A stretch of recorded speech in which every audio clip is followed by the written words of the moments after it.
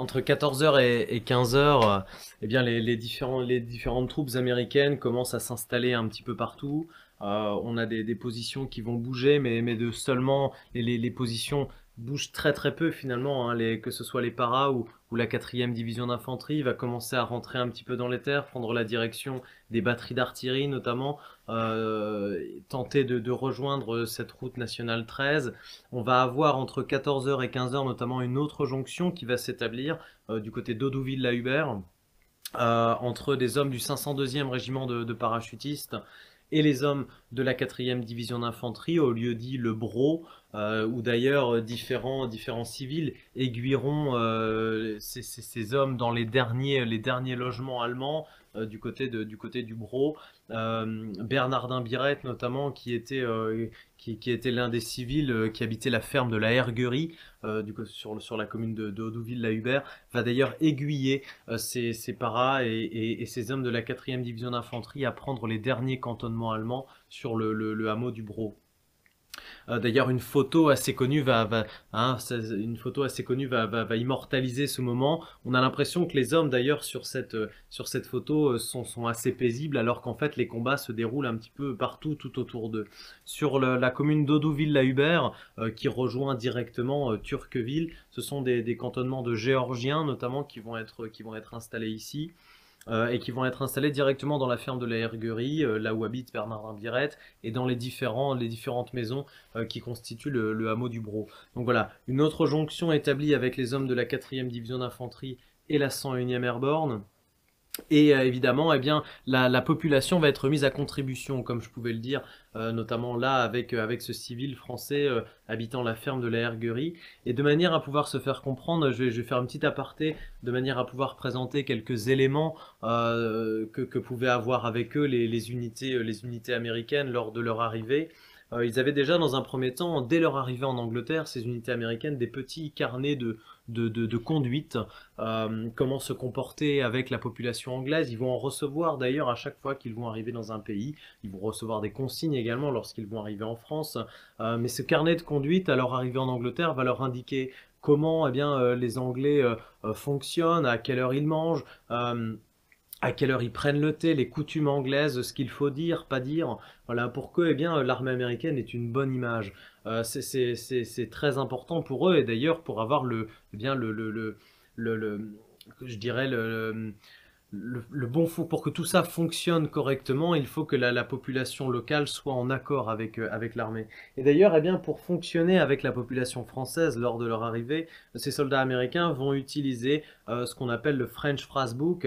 C'est ces petits livrets que les soldats pouvaient avoir dans leur pactage, qui vont permettre eh bien, de tout de suite communiquer en français avec la population française, de manière à pouvoir leur demander des indications. Ça va être le cas, hein, comme je pouvais le dire, là du côté du Bro, lorsque ces habitants français, ces Normands, vont pouvoir indiquer directement eh bien, où se trouvent ces unités allemandes. Et tout ça, eh bien, tous ces échanges vont se passer avec ces petits French Phrasebook qui vont pouvoir eh bien, indiquer une adresse. On va avoir donc une colonne en anglais, on va avoir une autre colonne en français, et on va avoir au milieu eh bien, une prononciation en phonétique avec des sons anglais qui vont créer une phrase en français. Et donc, eh bien, c'est grâce à ces petits outils eh bien, que les premiers échanges auront lieu. Le Calvados, comme je pouvais le dire également, va aider un petit peu à dénouer les langues, hein, mais ces petits outils eh bien, montrent bien surtout que les Alliés se sont préparés vraiment pour cette opération, qu'ils ont été,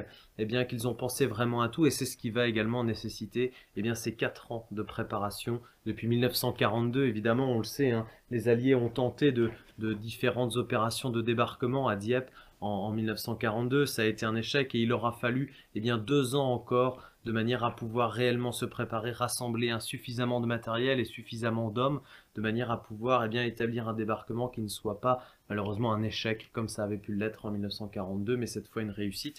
Mais comme on peut le voir à l'heure actuelle, hein, eh bien, on est plutôt bien parti. Entre 14 heures et 15 heures, la tête de pont est sécurisée, les jonctions sont en train de s'établir, et pour les Alliés, eh bien, déjà le nombre de pertes est bien moindre que ce qui avait été prévu.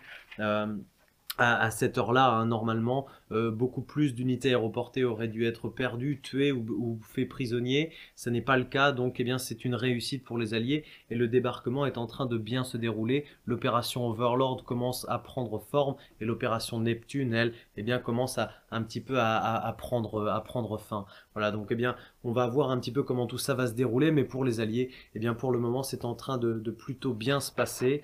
On va voir que les unités allemandes vont commencer à se regrouper, hein, pour pouvoir faire face à tout ça. Mais ça, ce sera dans les jours notamment qui vont suivre pour la journée du 6 juin. C'est une réelle surprise, hein, pour ces soldats allemands qui n'ont pas du tout pu réagir convenablement et faire face aux unités américaines.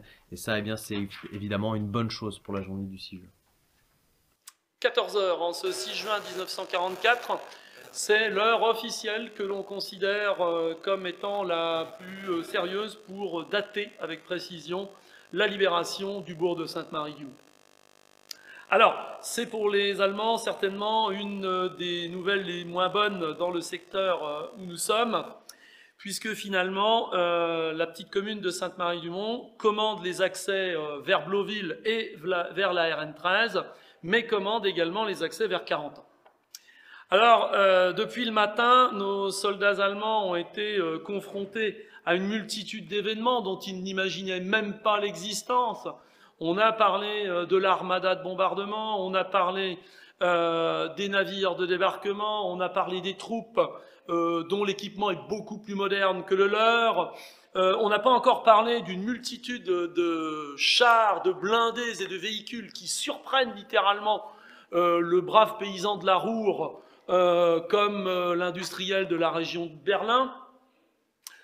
Il s'agit notamment de ces fameux chars dont on a jugé bon de les doter de fléaux à l'avant pour faire sauter les mines.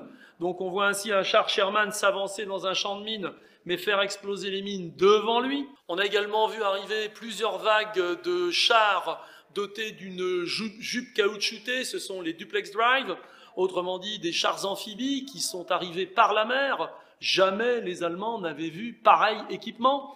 Et tout cela surprend beaucoup tous ces braves soldats, tout comme les surprend la Jeep, tout comme les surprend les rations des soldats américains, le côté moderne de cette armée qui n'a finalement rien à voir avec la Wehrmacht dont la tradition est héritée du XIXe siècle. Deux mondes s'affrontent, deux réalités s'affrontent, et petit à petit, de nombreuses unités allemandes sont capturées. Alors on y trouve, si on dresse une sorte d'inventaire, des soldats donc de la 709e division d'infanterie dont on a parlé depuis le début, principalement de l'Infantry Regiment 919, mais aussi, et ça c'est un phénomène important qui surprendra un peu les Américains, des Géorgiens.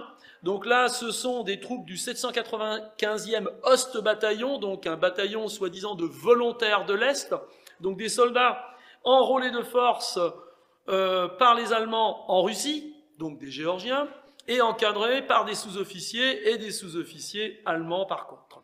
Donc eux se situaient plutôt au nord des positions de WN5.